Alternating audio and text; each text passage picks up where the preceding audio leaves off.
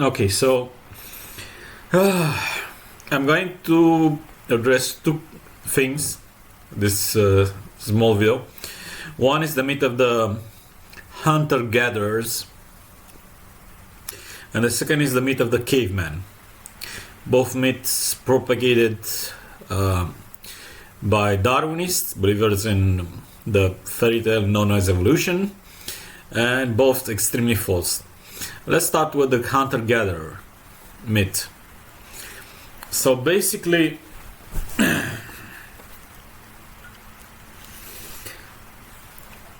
the hunter-gatherer myth says that human society at first was of people that just hunted and gathered food, and that's about all they did for a long time, maybe a few generations, maybe more.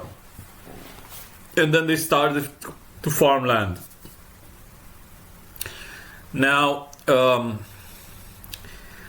don't want to seem unscientific by quoting the Bible, but in a way, it's a part of oral tradition history book, and is more reliable than stuff like the Babylonian tablets and such, because of how faithful the writers were to the text. Basically, they took painstaking care not to make any mistake in transmitting it, having a religious value in a sense. So take it with a grain of salt. You can believe it or not. The point is, it's correlated with what you know in modern history. Let's say, like since a few 2000 BC onward.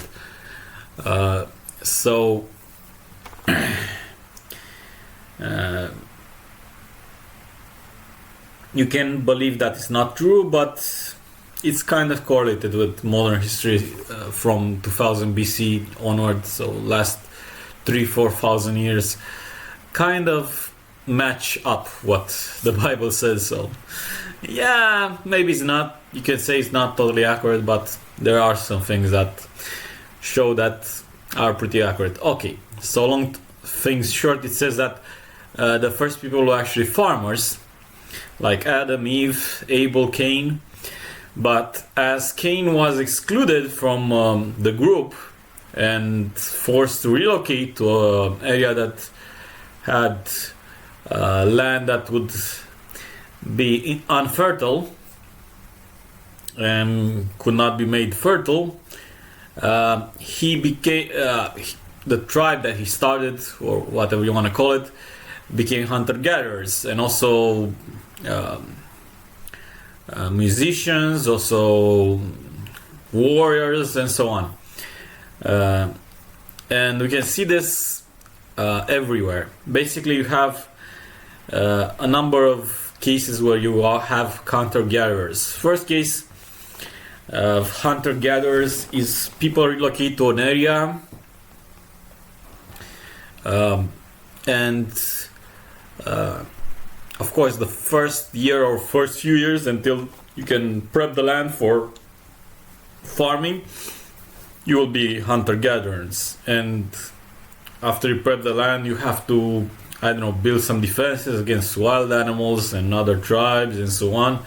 So yeah, but if the land is good, you'll become farmers in less than one generation, because that's your core. Now, the other case is when basically you move to an area where the land doesn't really, either doesn't let you farm it, or you farm it to the point where it becomes infertile and you have nowhere else to move, like it happened to American Indians. Basically they farmed everything until they farmed again, put the same type of crops, didn't know what the rotation of the crops, and they cut a lot of trees and so on, similar to happen to the Easter Island. and in the end, basically they couldn't do anything but hunter-gatherer because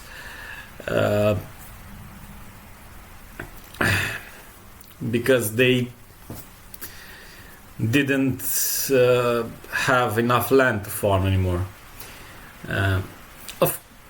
Also, there are cases where, for instance, I don't know, maybe you're running from something or someone and you don't want to be discovered, and the farm would make it easier to be discovered, so you would just stay hunter-gatherer for the period you are on the run. Another situation where you would be a hunter-gatherer would be if you have lots of incursions for other tribes like the Mongols or such, that would basically take everything you worked for, and the result would be, okay, why should I bother? But of course, unless you live somewhere near the equator, you cannot actually afford to be a hunter-gatherer for long. And we see this, for instance, the Norse. The Norse started when they first occupied Dutch land, Holland. They started as hunter-gatherers, but that only lasted for a few years. I think less than one generation, and they have in their history, in their oral tradition, this, because of course they had to basically prepare everything for the farming places.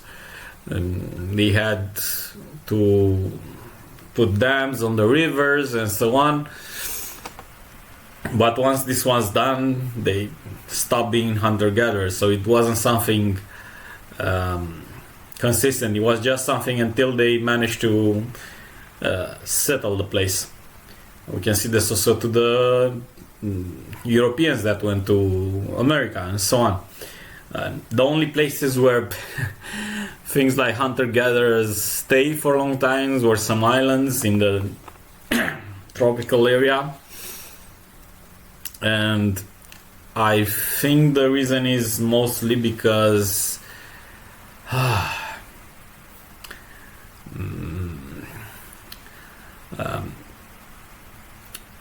basically they had a certain mentality.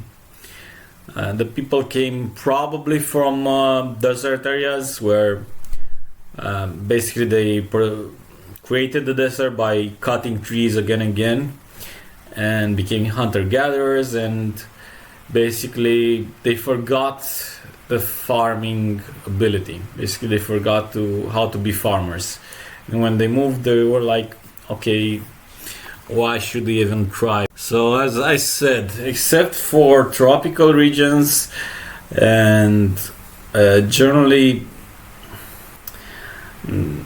every place I know in every society started as farming societies. They didn't start as hunter-gatherers.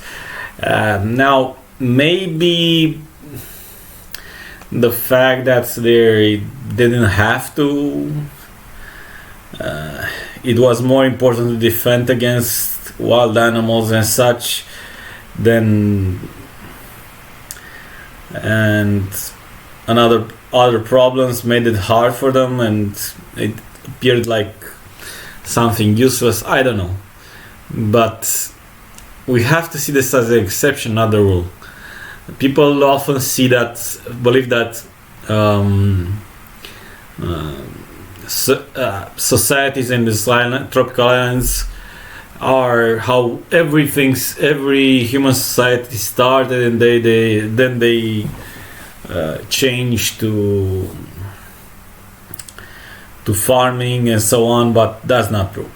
That's really not true, because even if you're in a plentiful island with a lot of food, once you expand the number of people in your village or whatever past a certain point, you cannot be hunter-gatherers anymore.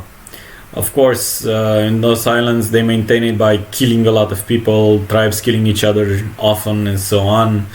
Uh, Cannibalism, basically eating each other and stuff like that, which is not very nice. But that's their choice. Now, for the caveman, a lie and myth, the belief that people started as living in caves and then evolved, stuff like that. Again, that's not true. People didn't start living in caves. Caves were only, with the exception of monks and people that, for some reason, wanted to move away from society or hide from other people, like thieves or people that were hunted. Generally, caves were just a temporary location. Basically, until you build yourself a hut or basic hut or a home of a basic home, you generally have to live somewhere, and the cave is better than living outside. Okay, but you wouldn't live there for long. You start building something else, unless you have to live a nomadic life, because for instance, the Indians didn't have land to farm, so they have to hunt constantly and move around and so on. You would generally build a hut or something, and building a hut, it's extremely simple actually. Or you can build, there is a type of hut that was about 100 years up to 100 years ago, very popular in my country, and it is so simple to build, and that I'm wondering if people didn't do this often in other places. Basically, instead of building your house above ground, you would dig a hole inside the ground, which would be basically the room where you slept and ate, and well, you didn't do your business, you do your business somewhere else, but you slept and maybe did read or prayed or whatever. And above the hole, of course, you have a ladder to get you out of the hole, and above the hole you just have a roof. You have some branches, sturdy branches, tied together and above it, placed, and that would be about it. And you'd basically be protected from animals, because they would just pass over. You'd be protected from other people, and most people will not even know you're there. And it's extremely easy to build. I mean, you just dig a hole, you cover it, and that's about it. Of course, if it works better if you have a rocky terrain, so that and you don't have a lot of water infiltrations, but it is very here's the thing. What is interesting is when it's cold outside, like in winter or close to winter, unless it rains a lot, and then there's a little trouble with the possibility that it may fill with water. It's extremely well isolated. Basically, you don't have to heat it almost at all, and you have heat. Can be winter and you can have heat, and it's very simple. Another is, of course, the simple hut. The conic shape is the first and most popular shape. Then, of course, you have the cylindrical type with a roof maybe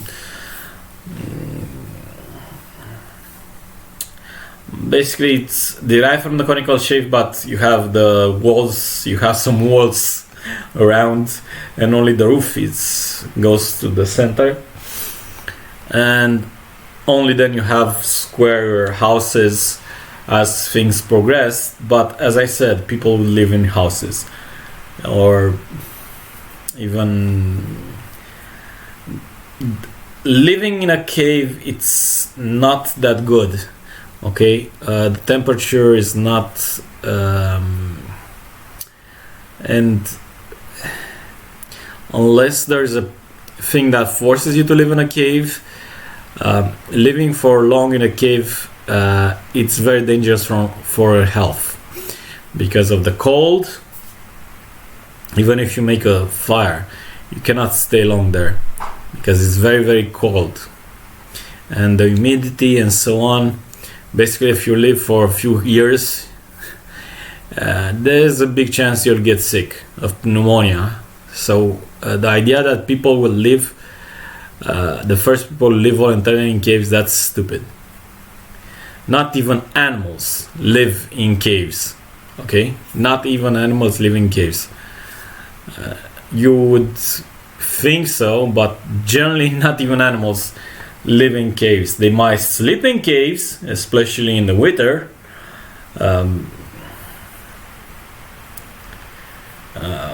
but they don't live there. At most they would sleep there, but even then it's not ideal, and they will not sleep there generally all year around. Not even bears sleep in caves all year round. They generally sleep in caves mostly when it's cold outside, because of course it offers some protection, of course, but no. And another thing is that archaeological evidence show that exactly that living in cave was only a temporary measure. For instance, if you got invaded, our people has a long history that when they got invaded, they basically destroyed the crops, poisoned the wells, and retreated in the mountains and hidden in the caves until the invaders left. And it worked for a long time. Basically, the invaders would come, they would basically find nothing to eat, they would be starved, and then they would be attacked by night by small teams of people until basically a lot of them would die, will be killed, and the others will live and will never come here again. Unfortunately, now we are selling our country piece by piece for free, but that's another issue. So yeah, this is the second myth I wanted to talk about, and let's stop it here.